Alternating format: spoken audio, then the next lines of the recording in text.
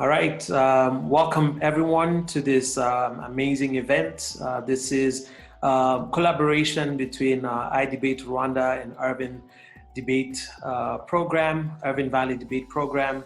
What we are hoping is to get students from across the world and students from different backgrounds to come and discuss and debate about issues that are affecting our world community. And tonight we're very excited as iDebate to partner with the Urban Valley College Forensic Program. And I would like to welcome Jules French to come and give a few opening remarks and then also to introduce her team. Thank you, Jean-Michel. Hello, my name is Jules French, and I'm the co-director of Irvine Valley College's Speech and Debate team, along with my co-director, Bill Neeson. I want to say thank you so much for having us. I cannot express our gratitude enough. When this pandemic hit and we were dealing with anxiety and stress and uncertainty and not sure how we were going to continue any kind of international program, we called Jean-Michel up, and he had this amazing idea to make lemonade out of lemons, and let's get together and get our students involved with the students in Rwanda. So I am so grateful for this experience. We actually had the pleasure of hosting iDebate Rwanda back in 2018, but back then we were IVC versus Rwanda. And what I love about this particular debate is that we do have friendship teams. So our teams are coming together. It's not going to be IVC versus Rwanda. Instead, we're going to work together. Now I'd like to introduce our three debaters from Irvine Valley College. First off, our award-winning persuasive speaker, we have Sedona Taloma. We have the unstoppable Bahar Kersi. And of course, her partner and a fire novice, we have Gotham Krishnakumar. Now, without further ado, I'd like to send it back to Jean-Michel. Thank you, Jules. And of course, I'm always very excited to be working with you all. I remember it's almost 2 years ago when we held a debate at the auditorium, and it was filled with a lot of students, and we had a great time. And so on the side of iDebate, we have three students. We have Mel Gasana, who is very intelligent and very brilliant student who I think has a great future ahead of her. We have Enoch Rutaganda. Enoch has been in iDebate for the last 4 years. And then, of course, we have Bertrand Gishimo. And Bertrand has also been in iDebate as a debater, and then now he works as one of our volunteers. And we are very, very excited to see this debate. And just like Joseph said, this is a debate where we are far more interested in the students building friendship, and then also in them exchanging ideas, which are very important. And so for tonight's debate, the format is going to be very simple. Each speaker will be given 5 minutes, and after their 5 minutes, there's going to be a cross-examination from the other team of 2 minutes. And the motion for tonight is: this House would get rid of the party system and require all candidates for general election to run as independents. I repeat, this House would get rid of the party system and require all candidates for general election to run as independents. And without further ado, I'd like to call on the first speaker, who is affirming this motion, to come and give their speech, not exceeding 5 minutes. Hi everyone, before I start, I just want to say I'm Bahar Khazri and I'm from Irvine Valley College, and today I will be the first speaker for this exciting debate. With that, I'm going to start my time. The resolution for today is that this House would get rid of the party system and requires all candidates for general election to run as independents. Observation 1 is definitions. We define this House as the U.S. federal government.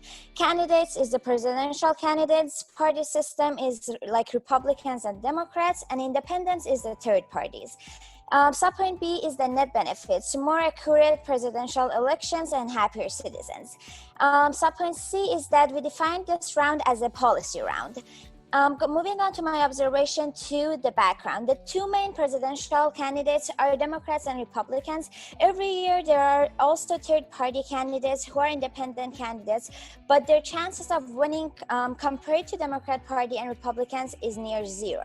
So the plan for today is that U.S. federal government will require presidential candidates to run as independents. There is no funding assigned to this as there is no funding needed. And the time frame is after the 2020 elections, so for the following election after that. Moving on to my advantage one, candidates can have their own values. Now, what I mean by that is that for now, if they are running as Republicans, they have set values, and same goes for Democrats. But running as third parties, they can be their individual selves with new values. Subpoint A is that when running as Democrats or Republicans, the candidates have to stick to the party's old values. For example, for Democrats, the economic ideas is that minimum wage and progressive taxation. But for Republicans, economic ideas means that believe taxes shouldn't be increased for anyone. Going back to Democrats, their stance on abortion is that they should remain legal. For Republicans, their stance on abortion is that it should not be legal. And all of this is based on the website defend.com. And so with that said, my subpoint B is that this creates conflict if the candidate agrees with some points of their party but not the others. If the candidate is running as individual, then they could share their own beliefs, and that would add a lot more value to that presidential candidate and would make it a lot better for people to vote for them, as they will now know that they definitely believe in those ideas and they're not just following it because it's part of their party system's beliefs. Advantage 2 is that citizens will be happier. Subpoint A, according to NPR.org, 39% of people already rather register as independent voters rather than having to be part of any parties. The numbers of Democrats is 32% and Republicans is 23%. So people are already going towards that route. So why shouldn't we make it easier for them and make it better by having the party system removed at all? Subpoint B is that my opponents might argue that, well, if they can already register as independent voters, then what's the problem? Well, the problem is that they can only do that in few states in the United States and not all of them. For example, in Nevada, voters have to choose between the parties, so they cannot be individual voters. And subpoint C is that the independent voters are not taken seriously and nobody believes their votes has a chance of winning the election. But if it is just individual candidates, then the individual voters do have a chance to get their candidate elected and won that round of election. So therefore, their voices will matter more, so citizens will be happier. Advantage 3 is the fair chance for all. When there are two main parties of Democrats and Republicans, third parties don't stand a chance that much. And it is hard for new parties to achieve a viable degree of proportional representation, according to know.usembassy.gov. And subpoint C is that history has proven that third-party candidates can be good for our country. President Roosevelt, for his second round of election, ran as a third-party candidate in the history candidate in the history of U.S. And he was the first third-party candidate who was able to win the election. And he is the one who pulled us out of the Great Depression. So therefore, we see that being a third-party candidate doesn't mean being weak, doesn't mean that their values don't matter. It actually can be really good for our country. And therefore, with that said, when this resolution would give candidates their own values, would make citizens happier and would give a fair chance to all. So for that, for all those reasons, Judge, I urge you to vote for the affirmative. Thank you.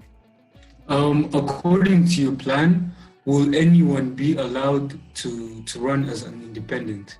As in anyone, just as long as you want to?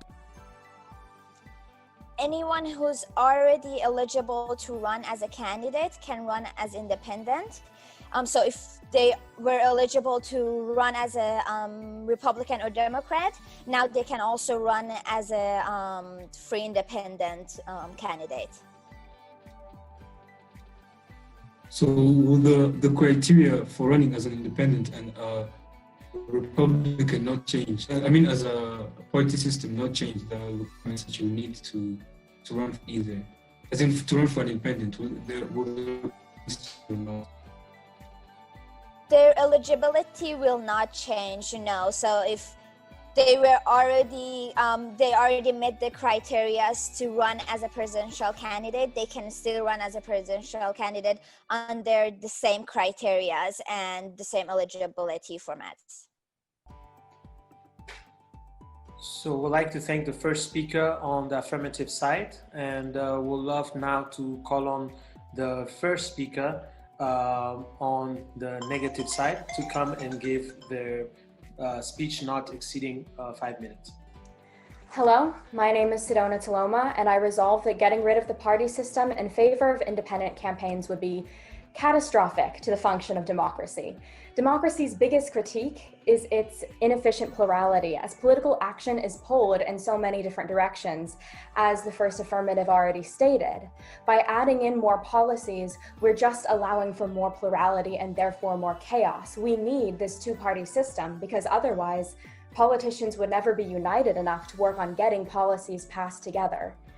First, the two-party system works in favor of democracy as the electorate is not educated enough to vote without the cues the party system offers. And that's not a bad thing. It's a natural product of democracy and something that the two-party system corrects for. Only 36% of American citizens can pass our own US citizenship test, according to a national survey done by the Woodrow Wilson National Fellowship Foundation. The electorate cannot keep up to date on politicians' specific policies, even when their focus is only on the two main party candidates. They will not be able to keep up with the magnitude.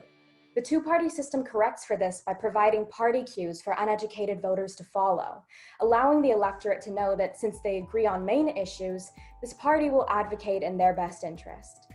This trend of voting based on party alignment is reflected in Pew Researchers' findings that 88% of Senate elections are won by candidates who belong to or were aligned with the party that won the state's most recent presidential race, showing voters vote based on party, not politician, and not on policy.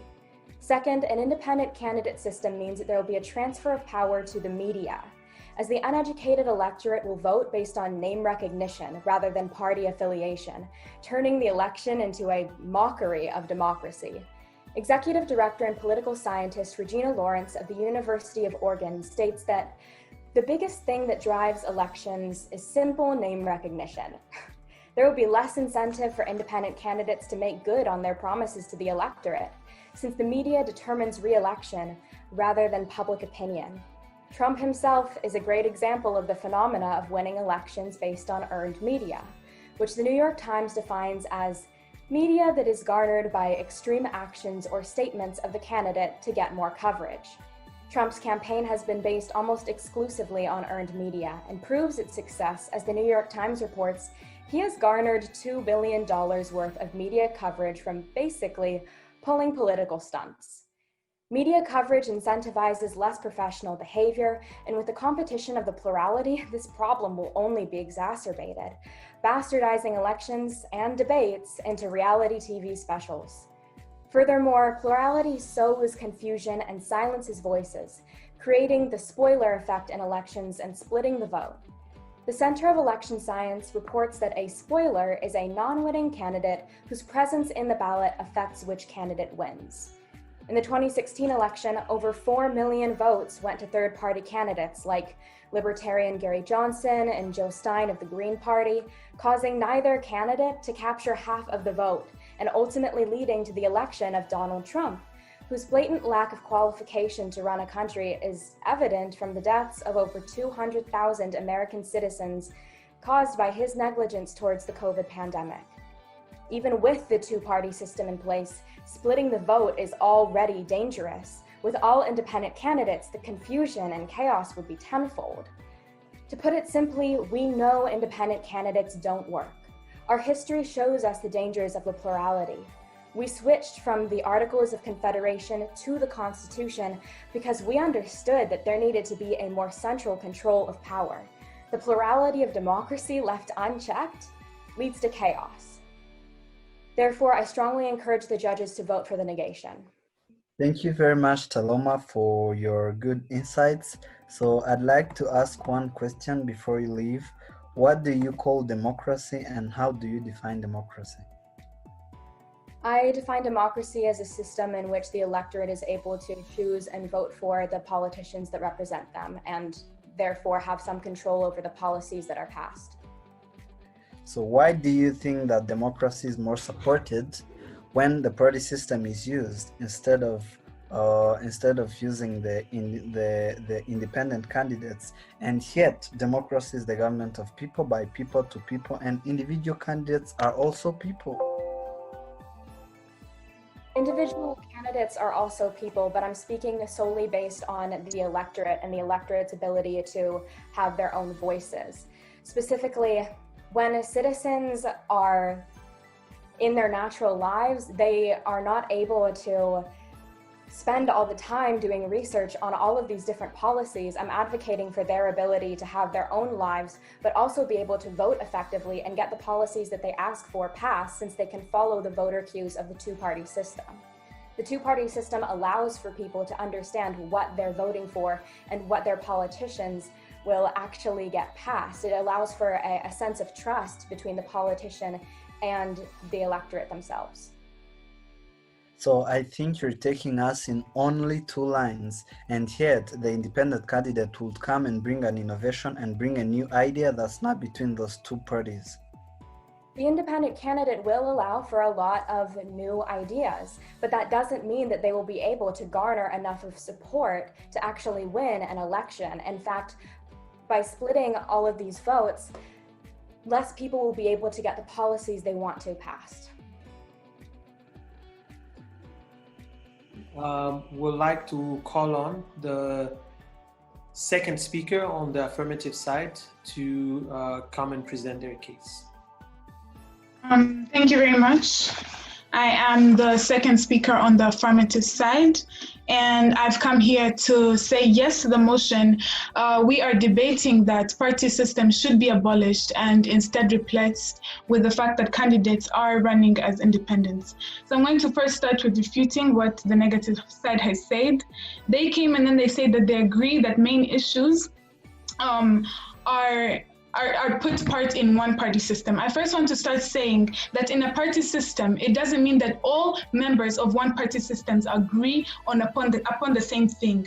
Before a candidate is chosen to represent the Republican side or the Democratic side, they have a debate between themselves in order to choose one candidate that gets the most votes in that same party.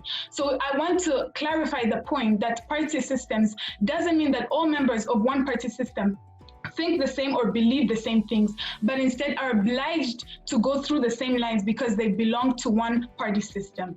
You say that they vote according to fame of a candidate. Either way, with Democrats means that people care less about the person that they're going to vote for, less about the candidate and the president that they're going to elect to rule their country, and more of the side of this person is a Democrat or this person is a Republican. This point of fame being the issue of it all, I think it doesn't change either way, because once you belong to a certain party system, a certain party, people are going to vote for you because you belong to that party. Second, you say that Trump campaigns have won from media coverage. I still want to say that from the perspective of looking at it from independents being able to win because they have fame, how about with party systems?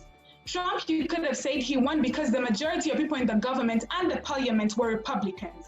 And this fact doesn't change because now as independents, people are going to vote only based solely on the fact that the policies that this candidate is going to advocate for are going to be able to solve problems that they're facing, that these voters are facing in their lives. You said that the two-party system enforces trust. I first of all want to say I'm going to tackle that point through my speech with the arguments that I'm going to bring up, but then you say that they won't earn enough votes as independents. If we get rid of party systems, why wouldn't independents win? The only reason why independents don't go far in this elections is because party systems exist and people take those more seriously. But if we abolish party systems completely, it's going to increase the chance of independents going far into the US elections.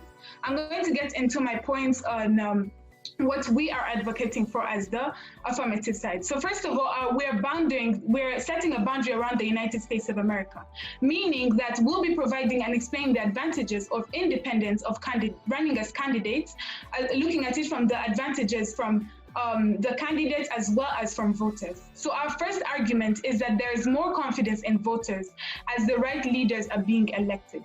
The fact that now candidates are running as independents means that voters are able to vote based solely on the fact that the candidate is going to solve their problems and less on the fact that they're Republicans or Democrats, or that they're lifelong loyal to that party. There may be a family, a man argues that my grandpa, my great-grandparents have been Republicans all their life. Therefore, I do not care the leader I'm voting for. Instead, I'm only caring because I'm loyal to this party. This is going to help with voters picking the right leader that is going to help this country to rise into development and growth, instead of being the reason for its downfall, as the leader being elected is being elected for the right reasons. Also, there's a high chance for the independents as there's no longer party systems that diminish their chance for going into the elections.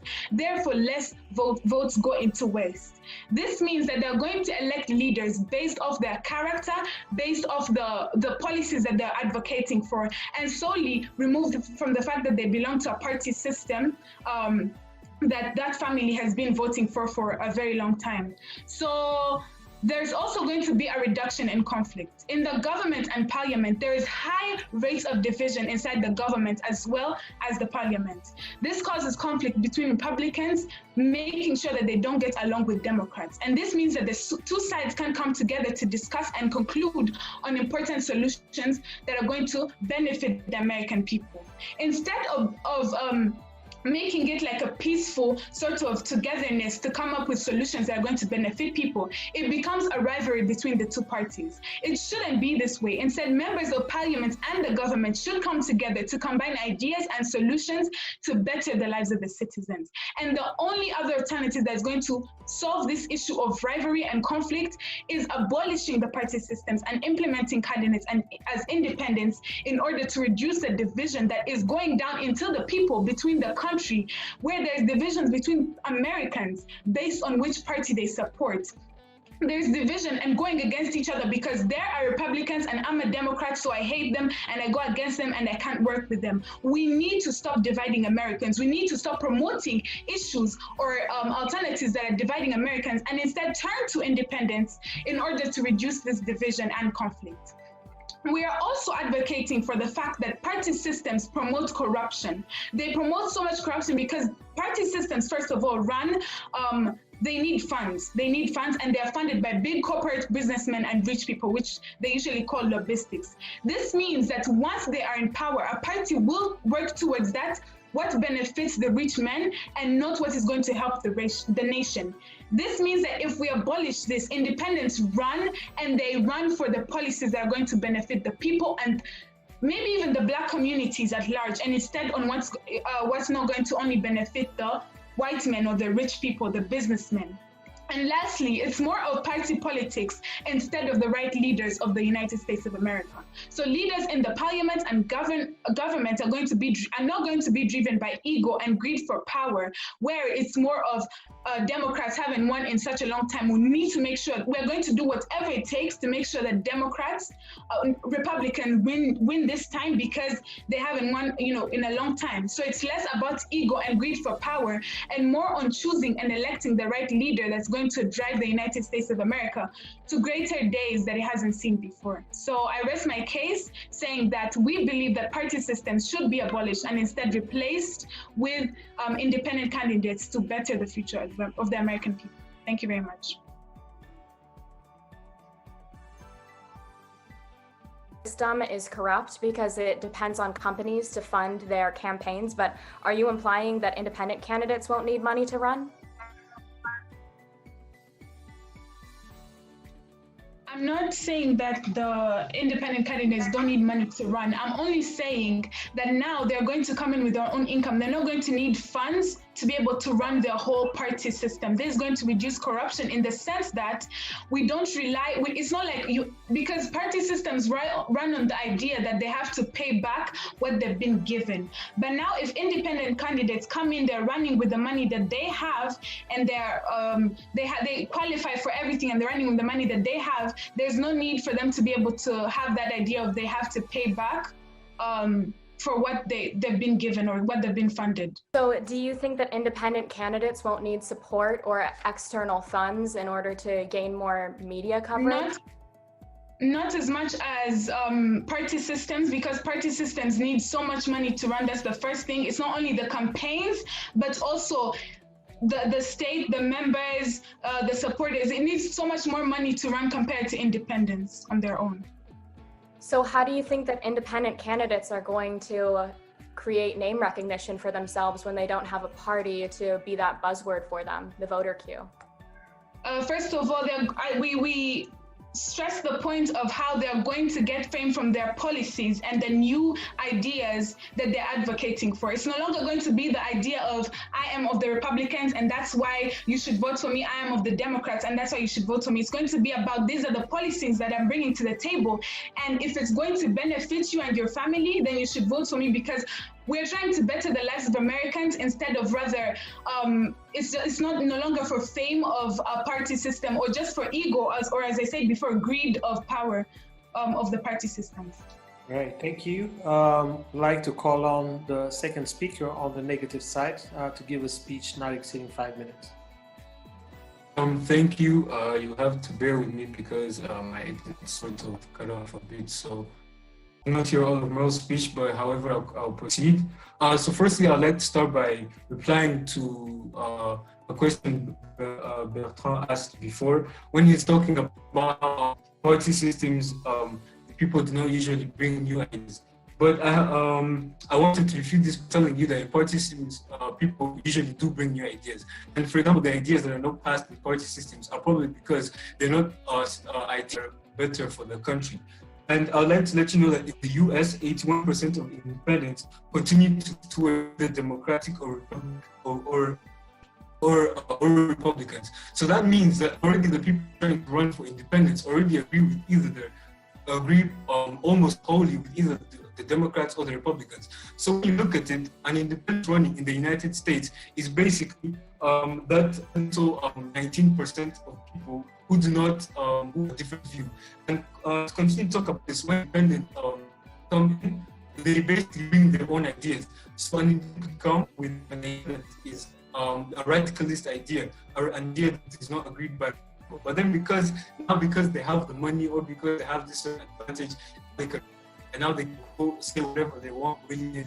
However, coming to this argument, party systems bring a sense of organization. When you have a party, you have to report back to certain people. You have to talk to certain people before you pass certain things. If you're an independent, you could literally wake up one day as a president and say this and this without any back, because you're doing it as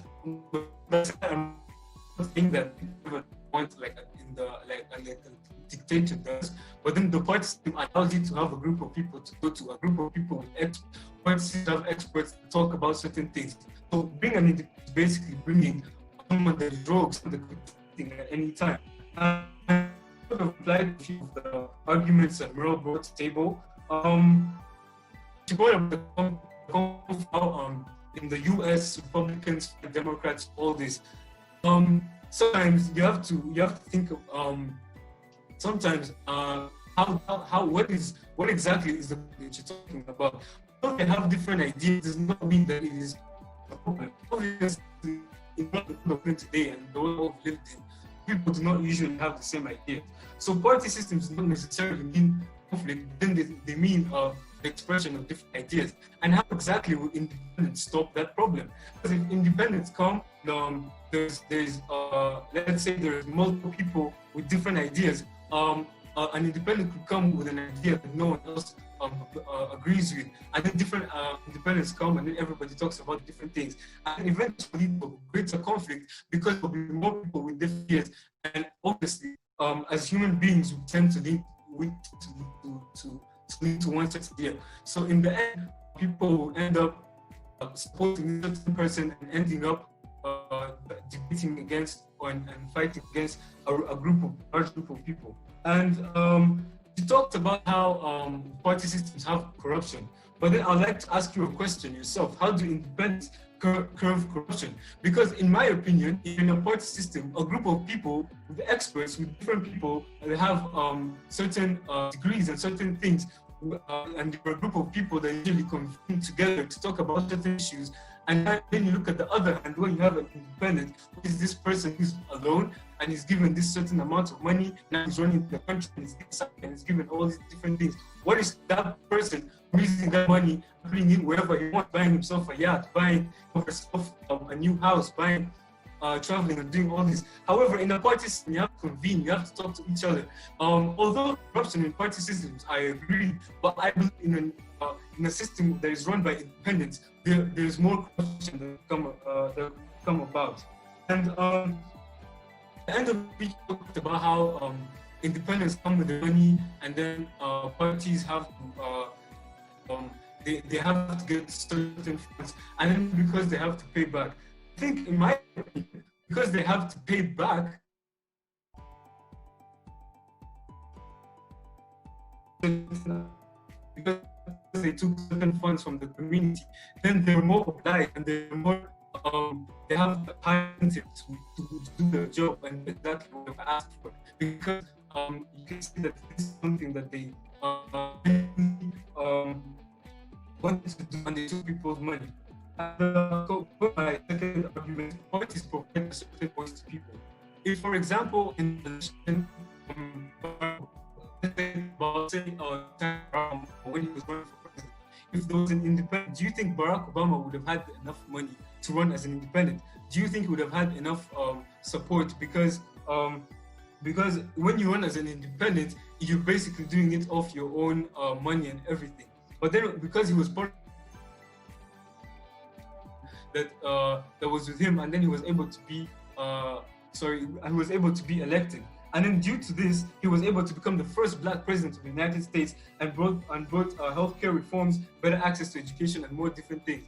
So as a result of the party system, he was empowered and he was able to come to power, and he did great things for the United States of America. So that is why I believe an independent system is rogue and cannot be trusted, and why we should continue to support the party system. Thank you.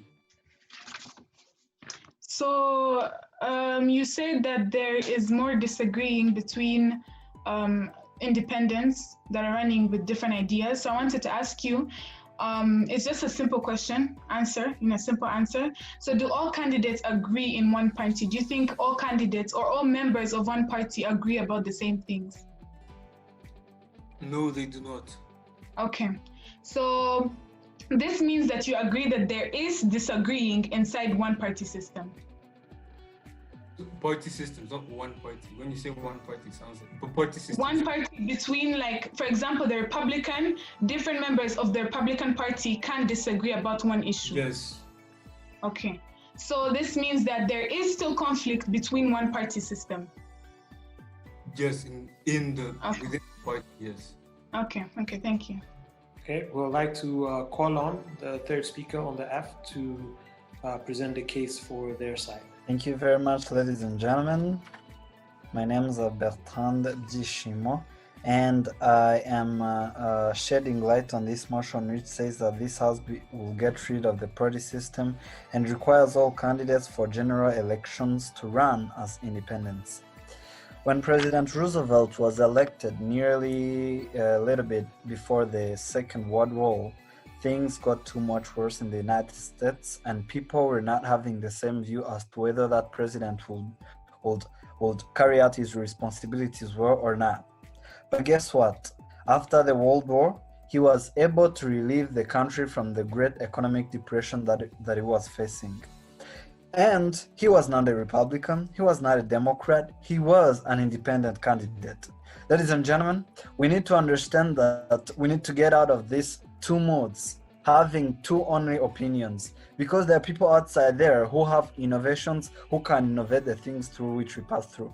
For example, if it is about abortion, some accept it, some do not. If it is about economic reforms, some based on taxation, some do not. But we need a way to innovate that and find a way to collect those solutions in a way that can benefit the both sides of the population. Of course, Republicans can do it, Democrats can do it, but we're tired of this way of doing things in a bilateral way. We can find another way to do things which is innovative. That's why we will support the independent candidates. That we've been voting a lot of Democrats, a lot of Republicans, but we need a bit of innovation. So, ladies and gentlemen, we've talked to our dear opponents and showed them why we need the independent candidates. They've been talking about the party affiliation that will not take place. Instead, there will be media recognition. But I wanted to tell you, if you have some media, one of the largest media houses in the US, you have CNN. CNN is affiliated to Democrats. We also have Fox News, which is affiliated to Republicans. So there was one of my opponents here saying that if we make it independent candidates, then people will be voted based on media recognition instead of party affiliation. But I'm showing you that even the largest, some of them, which are even one of the biggest in the United States, they are affiliated to certain political parties. So we're not saving anything in that case. So what I'm saying is, if this team is not able to show us how we will bring innovation in these coming elections after 2020, which is our time frame, if this team is not able to show us how we are getting rid of this divisionism and discrimination, because we're having two parties in the United States, we're having Republicans, we're having Democrats, and everyone is looking at at their fellows, at their colleagues as Republicans or Democrats. But we need to get out of that. We need to have a new mindset. We need to have innovations and welcome independent candidates, because as I've given you the examples, we have things where those things work out. So if that team is not able to prove those two aspects about divisionism and about innovation, then we will take the debate. I rest my case, ladies and gentlemen. Oh, sorry, you go first. Oh, sorry. So I had a quick question. So regarding division, would you say that if every candidate ran independently, wouldn't that also play a role in dividing whatever party, whatever political state they were running in? No, it won't. It won't, because there will be a lot of political parties in there, and people won't feel like it can be affiliated. Giving you a quick example, we have been having teams from here, Rwanda, to the United States going there. So we've talked about a lot about the genocide that took place in Rwanda. So the genocide took place mainly because there were two, can I call them, opposing ethnic groups. So when our teams from iDebate Rwanda went there, and the experience they had is some Americans were telling them, welcome to America, where you can teach us how those two ethnic groups fought, because we have that in America. We have Republicans and we have Democrats. Of course, I'm not saying 100% that Republicans and Democrats are prone to create this kind of violence and discrimination. But of course, as long as there are two groups which are opposing, which are all strong, the divisionism and discrimination is more prone than there should be, a diversity of things, a variation, like 100 political parties or independent candidates. Thank you. Okay, if I may ask one more thing. In your plan, I'm sure that sounds great, but I didn't really see any solvency. If there were two political parties, has there been any examples specifically of 100 political party or diverse areas where everyone runs independently and there's no conflict or any of the negative impacts that you state? Well, Mr. Gotham, that's what we're talking about. Our limit is the United States, and it hasn't happened in the United States. But if our limit were the whole world, I will give you examples where there are more than 50 political parties and things are going well. So the problem is that our debate is limited to the United States, and it hasn't happened there. Thank you. Okay. All right, thank you. We'd like to call on the third speaker on the opposition side to give their speech. Hello, that would be me. I will start my time now. Hello, everyone. My name is Gautam Krishna Kumar, and I will be the third speaker. So to start, I'd like to expand on my partner Sedona's amazing point, which is that she made a great job making it really clear that that people like Donald Trump do divide this country and the political strata as a whole. And the fact of the matter is that independence will increase that even more. The two-party system allows the electorate to understand what they're voting for. I'd like to expand on this on saying that the magnitude of this far outweighs the anything the op has mentioned. If Donald Trump was this divisive as a Republican, how would the country be able to manage if 3 more Donald Trumps are running with a ton of funding and the ability to just be a character and then go out and be a politician? The country would not be able to handle it, and it wouldn't make any sense for us to go down that route even more when we saw how bad Donald Trump addressed COVID and the negative impacts of it.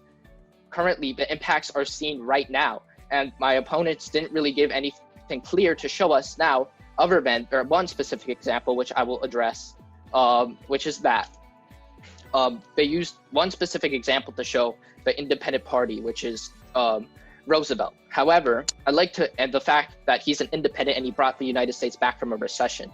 However, this lacks proper grounds of success because this recessions in the United States have always been coming back, but they've always been solved. The United States has had several recessions in its history, but it's always came back. In fact, Theodore Roosevelt can't even be credited to solving it. What about the World War, which funded the economy? There are several factors which the op doesn't mention, and they just credit the fact that the economy came back due to the fact that Roosevelt was independent, but there were several other factors which they didn't mention at all. And finally, I'd like to state that the same negative impacts that the op is trying to push on our side applies to them.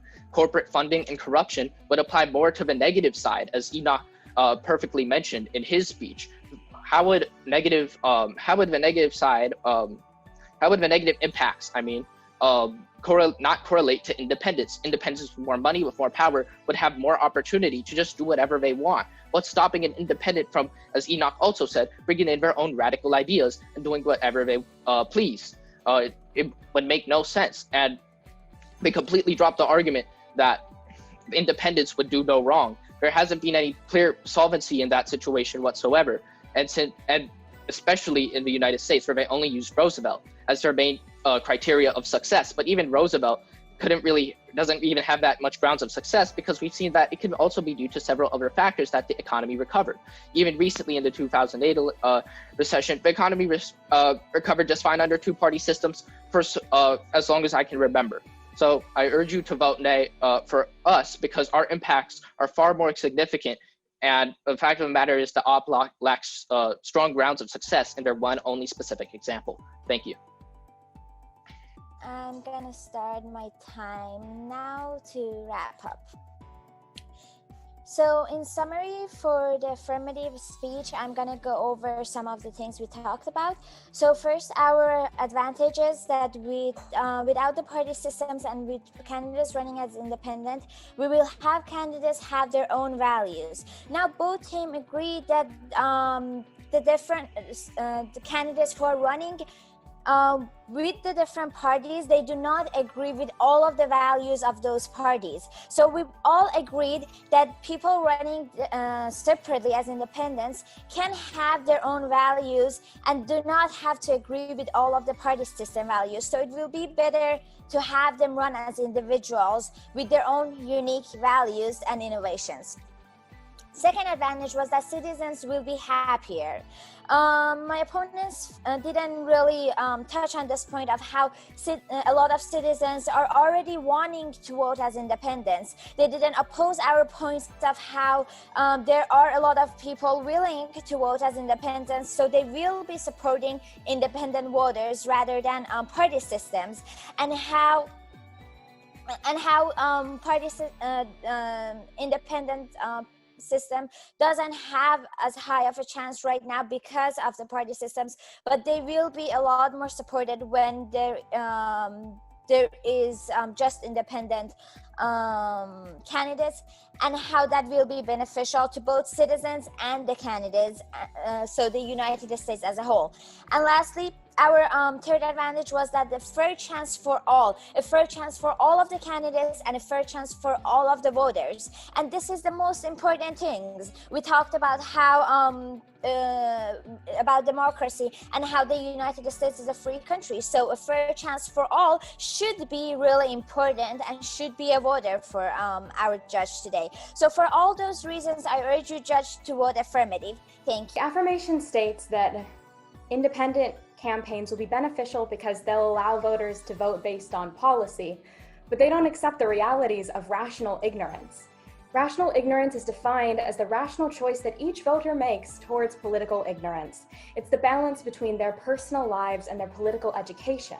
While it may seem blunt, it's a fact that when an individual is faced between the choice of spending an hour earning money to put food on the table or spending an hour educating themselves on policies, they will choose to use that time to further their own personal lives.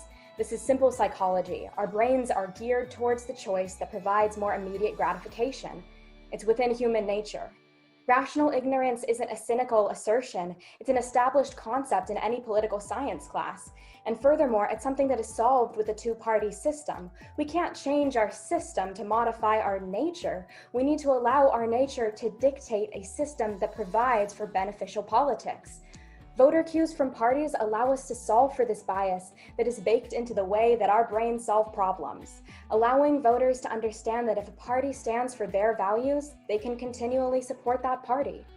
Furthermore, the affirmation has not responded to the point of how independent candidates will have less incentive to deliver on their promises to the electorate, since the plurality of the candidates will mean that the elections will be won based on media coverage.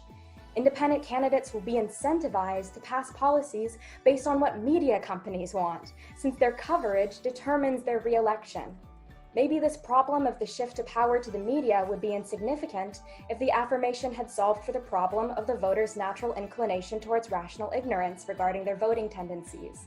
But the affirmation has not solved for this problem. There would need to be a massive incentive to ask that of our electorate. Yes, we agree that there are different values within a party, even within the party system, but that doesn't mean that in an independent candidate system there would be less of this confusion. In fact, there would be more of it. The two-party system allows the electorate to participate in politics in a way that works for their personal lives and holds politicians accountable for their promises to the electorate, as they must run for re-election based on not only media coverage, but the beliefs of their support from the citizens in their party. Allowing for independent candidates whose campaigns are garnered solely on name recognition to split the vote means that inadequate leaders will be elected, further alienating the electorate from their politicians and completely corrupting our ideals of democracy. For all of these reasons, I urge the judges to vote for the negation. Thank you. So I'd like to thank all the speakers for a wonderful, very informative debate. And as we come to the end of this debate, I'd like to call on Bill to come and give his closing remarks for this event. Everyone, as Jean-Michel said, my name is Bill Neeson. I am the co-director of speech and debate at Irvine Valley College. To end this with a couple things. First, I want to thank all of you for watching it. This is an important issue about how elections happen and how the world sees our elections can become an important issue, and I think it's something that it's amazing to talk to other nations about. Second, I want to thank my debaters and the debaters from iDebate Rwanda. Coming and doing these things and learning and meeting each other is one of the greatest opportunities I think we as teachers can bring to our students. The opportunity to meet people in other countries and talk about what's going on in the world just is amazing. I know in the past some of my debaters talk about these debates more than any competitive thing I do with them, more than the awards, more than anything, and I'm really happy we get to do it this year. I also need to thank Irvine Valley College. Obviously, we would not have the speech speech and debate team we do at Irvine Valley College without the support of the student government, the support of the administration, the support of my department. Everybody is involved in making us such a large and successful team, and so I'm so proud to be a coach at Irvine Valley College. And finally, I need to thank Jean-Michel. Bringing iDebate Rwanda to Irvine Valley College was one of the coolest instances and one of the neatest things I've ever done. And I am just so glad we get the opportunity to continue our partnership and continue working, bringing debate to the world. Thank you all for coming again, and I appreciate everything you've done. Thank you, Bill, and thank you everyone who tuned in. And I would like to, of course, let you know that we'll continue hosting this kind of debates, but please let us know what you think. Give us a response to the arguments that some of the students made. And of course, we believe that this format allows us to disagree, but remain very civil. So with all of that said, thank you everyone for tuning in, and thank you for such an awesome event. Thank you all the debaters.